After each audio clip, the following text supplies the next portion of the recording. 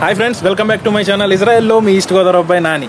So ఈరోజు మన Telugu blogger woman అని కలిశాను.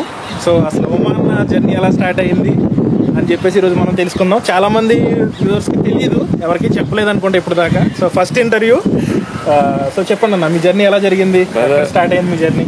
నాకు చాలా సంతోషంగా ఉండి మొదట మిమ్మల్ని కలవడం, అలాగే మీరు కూడా నాకు చాలా సాయం చేశారు ఇక్కడ ఇజ్రాయిల్లో, మన జెరూసలంలో, క్యాపిటల్ సిటీలో. అండ్ రియల్లీ హ్యాపీ ఇలాంటి మంచి వ్యక్తిని కలిసినందుకు. అలాగే నేను ఈ వీడియో నా ఛానల్లో కూడా షేర్ చేస్తాను. ఎవరైనా కొత్తగా చూస్తున్నట్లయితే బ్రదర్ ఛానల్ అయినా చెప్తున్నాను, తప్పకుండా బ్రదర్ని సపోర్ట్ చేయండి, లైక్ చేయండి, షేర్ చేయండి, సబ్స్క్రైబ్ చేసుకోండి. చాలా సపోర్ట్ చేసిన వారు అవుతారు మా ఇద్దరిని కూడా. బ్రదర్, యాక్చువల్లీ నా జర్నీ అందరికీ తెలిసిందే, నేను ఎక్కడ నుంచి స్టార్ట్ చేశాను, ఎక్కడని చెప్పి. ఎవరైనా మీ వ్యూవర్స్కి తెలియకపోతే నేను మళ్ళీ స్టార్ట్ చేస్తాను. నేను యాక్చువల్లీ మొదట ప్రపంచ యాత్ర వెళ్ళాలని చెప్పి ₹1,00,000 సేవ్ చేసి వెళ్దామని చెప్పి నేపాల్ దాకా వెళ్ళా. బ్రదర్, నేపాల్ దాకా వెళ్ళి చెక్ చేసుకుంటూ లిఫ్ట్ తీసుకుంటూ తెనాల నుండి ఫెయిల్ అయ్యాను. ఫెయిల్ అయ్యి వెనక్కి తిరిగి వచ్చేసాను. అక్కడికి వెళ్ళినా నేపాల్ వెళ్ళినా ఒక జర్మన్ లేడీ చెప్పారు, ఇది ₹1,00,000 నువ్వేమీ చేయలేవు నాయన, నువ్వు ఇంటికి పోరా బాబు అని చెప్పి ఇడియట్ అని తిట్టి, అవి చెప్పింది నిజమని చెప్పి ఆ జర్మన్ లేడీ తిడితే మళ్ళీ వెనక్కి తిరిగి వచ్చేసి ఉన్న ఉద్యోగం పోయింది. అప్పుడు ఏదో సెక్యూరిటీ జాబ్ చేస్తూ 30,000 దాకా సంపాదించామండి, 25,000 దాకా. ఆ ఉద్యోగం పోయింది, మళ్ళీ వెళ్తే లేదన్నారు వాళ్ళు. ఇక అని చెప్పి ఫ్రెండ్ మా అన్నయ్యని అడిగితే మాలి, వెస్ట్ ఆఫ్రికాలో మాలిలో ఉంది ఉద్యోగం అంటే మాలి వెళ్ళాను. నెక్స్ట్ టార్గెట్ ఈసారి ₹5,00,000 సంపాదించుకుని వెళ్ళాలని ప్రపంచ యాత్ర. అది టార్గెట్ అయితే మిస్ చేయలేదు. అసలు నేను గివప్ ఇవ్వను అసలు ఒకటి అనుకుంటే, బట్ లేట్ అయ్యింది అంతే. తర్వాత మాలి వెళ్ళాను. మాలిలో 1 సంవత్సరం పనిచేశాను. అప్పుడు ఆ టైంలో కోవిడ్ వచ్చింది, ఇంటికి రావాల్సిన కూడా స్టక్ అయిపోయాను అక్కడే. అలా ఇక నా ఫ్రెండ్ మిత్రుడు చెప్పాడు, నువ్వు ఎప్పుడో నుండి ప్రయాణం చేయాలనుకుంటున్నావు కదా, నీకు ఉద్యోగం మానేసి ఇంటికి వచ్చి 5 లక్షలు వచ్చి ఇంటికి కట్టా. 1.5 yearలో 5 లక్షలు సంపాదించా. గ్రేట్ కదా. జీతం తక్కువే, 30,000 ఇచ్చారు, బట్ భోజనం అంతా వాళ్ళు చూసుకునేవాళ్ళు. 10,000 ఇంటికి పంపించేవాడిని, 20,000 చిట్టు కట్టేవాడిని. అంటే వచ్చిన అమౌంట్ నే మీరు యూటిలైజ్ చేసుకున్నారు మీ టార్గెట్ కోసం. అంతే, కరెక్ట్. మీ డ్రీమ్ ఏదైతే ఉందో అది ఫుల్ఫిల్ చేసుకోవడానికి. అవును, కరెక్ట్. సూపర్.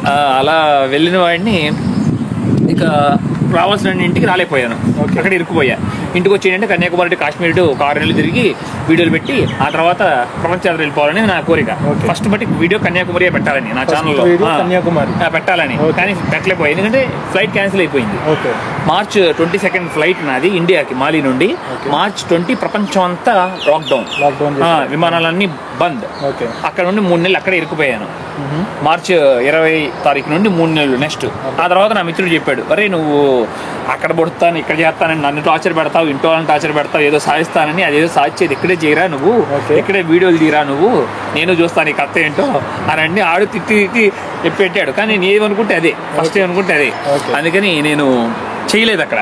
మామూలుగా వాడు చెప్పింది విన్నా, బట్ చేయలేదు. కన్యాకుమారియే నా ఫస్ట్ వీడియో పెట్టాలని నా ఛానల్లో, మా తెలుగు ట్రావెలర్ లో ఫస్ట్ వీడియో కన్యాకుమారి ఉండాలని. సరే, ఒక రోజు కూర్చుంటే గబాలని లేచి చైర్లో ఫోన్ పెట్టా మర్చిపోయి. అదే చిన్న ఫోన్ వాడేవాడిని, MI Max 2.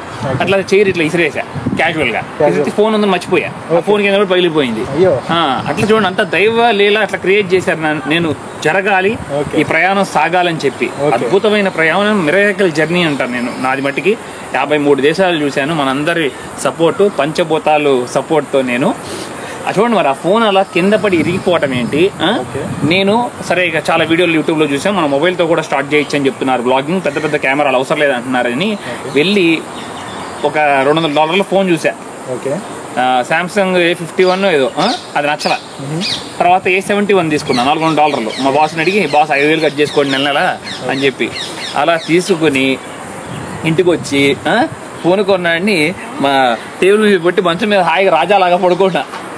ఇన్నాళ్ళు ప్యాషన్ ఏమైంది, నేను అది పుడుస్తా ఇది చేస్తాను అన్నవాడిని ఏమీ చేయకుండా వచ్చి పడుకున్నా, ఫోన్ అటు పెట్టి వచ్చి హాయి పడుకున్నా. అది నేను తిట్టుకున్నాను. అప్పుడు ఒక 1 hour పడుకుని, ఏంట్రా ఇది ₹30,000 ఫోన్ కొన్నాం, మన జీవితంలో ఎప్పుడు అంత ఖరీదైన ఫోన్ కొనలేదు, ఏదైనా చేద్దామని తీసాము, వ్లాగింగ్ చేయాలి, ప్రయాణం చేయాలంటే మరి ఏదో ముందుకు రావాలి కదా, మాట్లాడటం చేయాలి కదా, మళ్ళీ వీడియో ముందు కెమెరాలో వీడియోలో ఏమి రాట కాదు.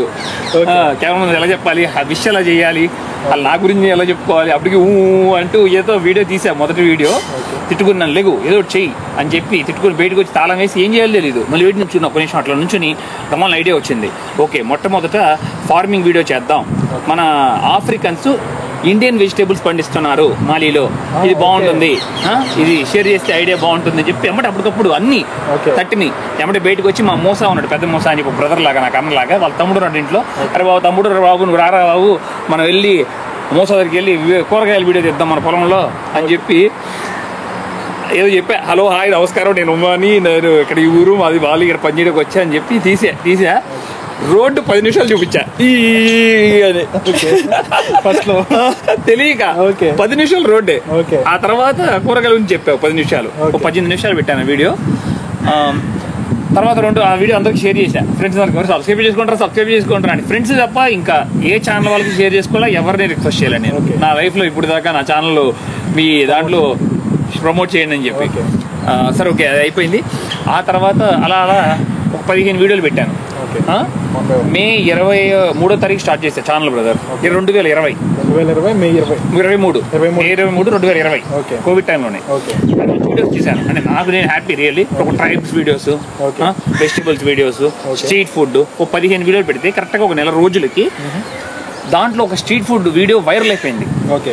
7 నిమిషాలు పెట్టాను, 16 లక్షల మంది. అప్పుడులో 12 లక్షల మంది చూస్తారు.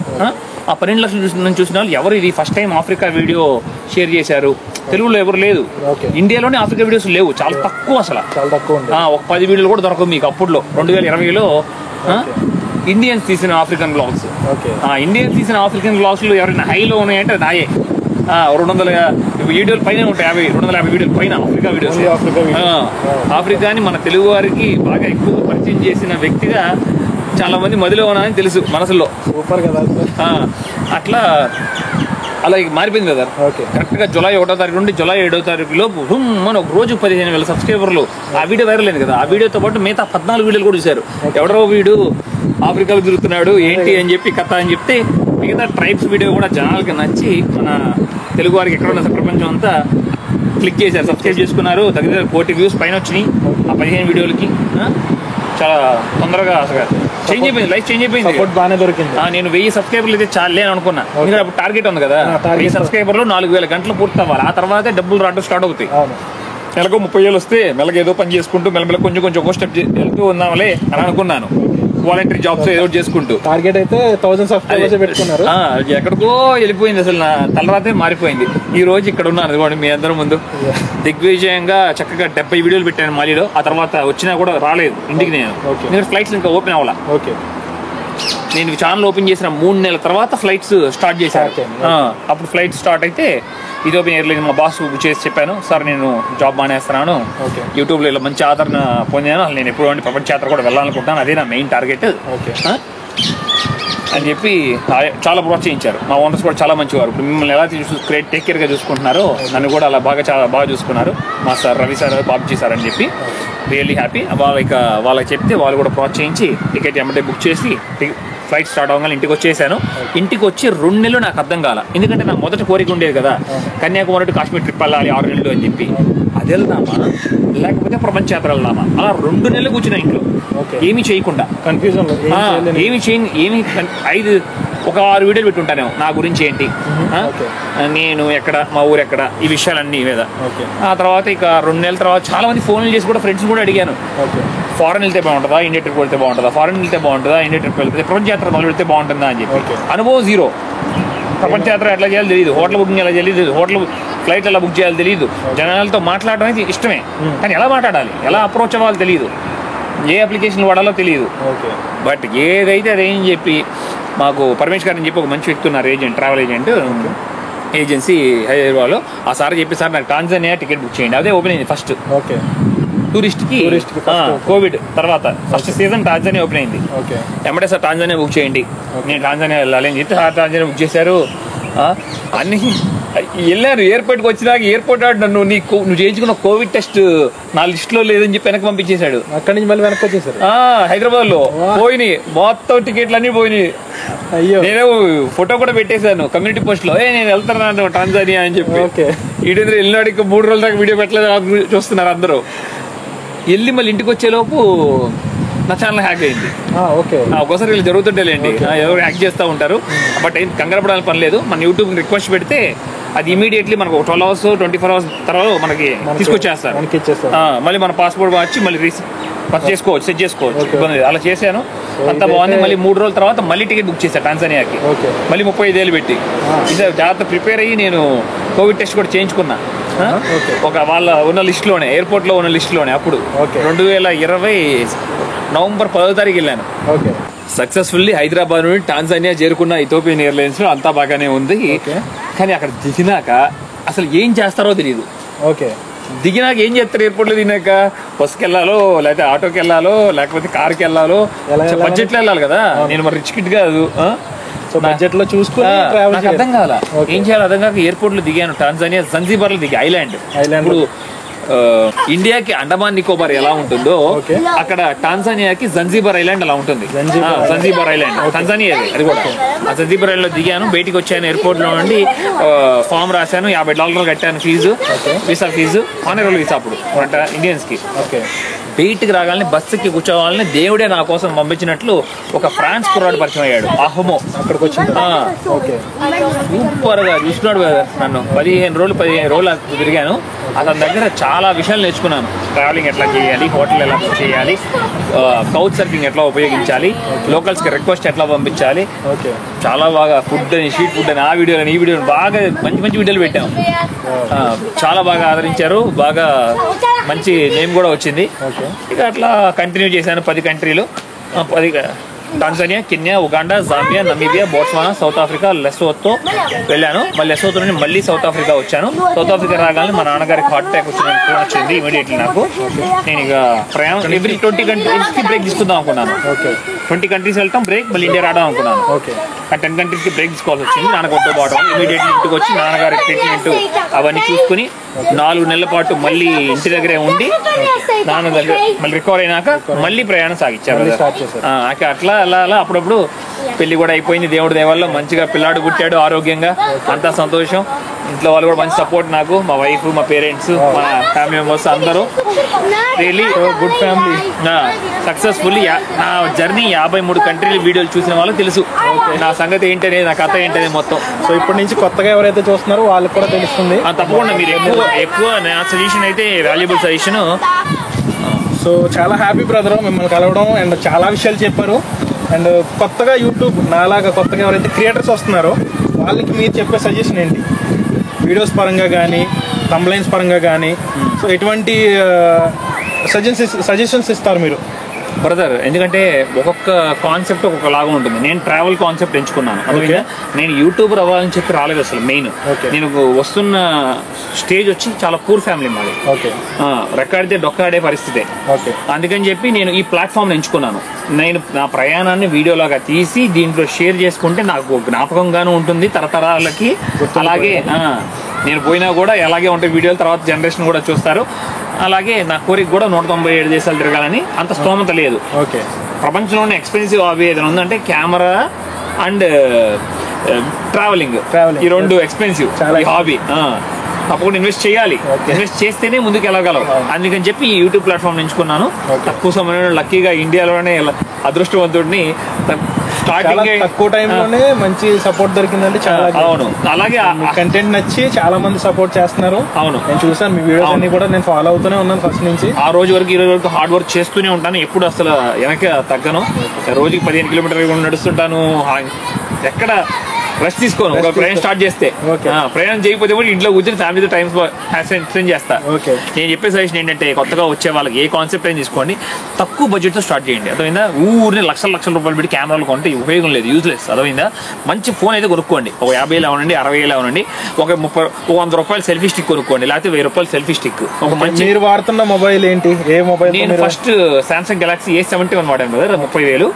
దాన్ని ఒక 3 నెలలు వాడాను. తర్వాత డబ్బులు రావడం స్టార్ట్ అయిన తర్వాత Note 20 అల్ట్రా కొన్నాను సామ్సంగ్. Okay. అది 2 years వాడాను.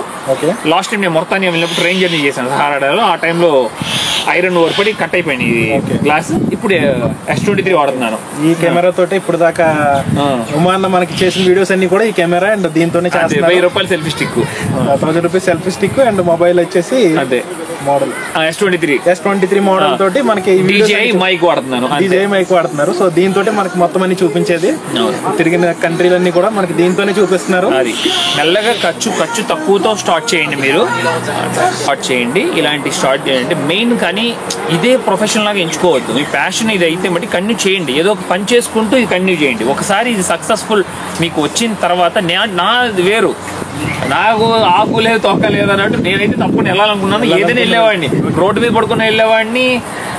అది ఏదైనా చేయాలి, అది వేరు. మామూలుగా మీరు చేస్తుంటే ఉద్యోగం, దాన్ని మానేసి మాత్రం చేయొద్దు. మీ ఉద్యోగం చేస్తూ మీకు ఇష్టమైన ప్యాషన్ కూడా చేసుకోండి. ఒక వ్లాగింగ్ ఇవన్నీ పార్ట్ టైం లాగా మాత్రమే పెట్టుకోవాలి. సక్సెస్ అయ్యారు. రేపు బ్రదర్, రేపు 50 లక్షలు వచ్చినా కూడా పార్ట్ టైం ఇది. నాకు ఇది శాశ్వతం కాదు. అది నా గోల్ 197 దేశాలు తిరగాలి. తిరిగే వరకు చేస్తారు. తర్వాత నాకు తెలియదు, రెస్ట్ తీసుకోవచ్చు, ఇంకా తిరగకపోవచ్చు. సో అప్పటిదాకా మీ వీడియోస్ అన్ని తిరుగుతూనే ఉంటాయి.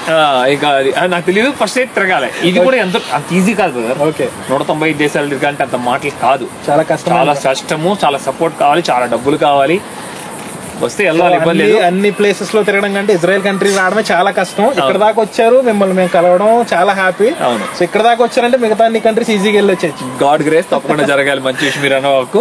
అలాగే మీరు కూడా తక్కువ ఖర్చుతో స్టార్ట్ చేయండి. తప్పకుండా చిన్న కెమెరా కొనుక్కోండి, మైక్ కొనుక్కోండి, సెల్ఫీ కొనుక్కోండి. మంచిగా మీ బ్లాగ్స్ బాగా జనం ఆదరించారు, బాగా డబ్బులు వస్తాం స్టార్ట్ అయినాయి. అప్పుడు మీరు మళ్ళీ నెక్స్ట్ లెవెల్ డబ్బులు వస్తున్నప్పుడు నేను చెప్పవసరం, మీరే అప్గ్రేడ్ అవుదాం అయిపోతుంటారు. సో కంటెంట్ కూడా మంచి కంటెంట్ డిసైడ్ చేసుకుంటారు. ఎగ్జాక్ట్లీ. ఇక మీకు అసలు మీరు ఊహ అందని మనీ వస్తుంది అనుకోండి, యూట్యూబ్ నుండి ఆదరణ కూడా, ఇక మీరు అవసరం లేదు. మీరు చేసే ఉద్యోగం కూడా ఇక మీరు నిర్ణయం తీసుకోవాలి.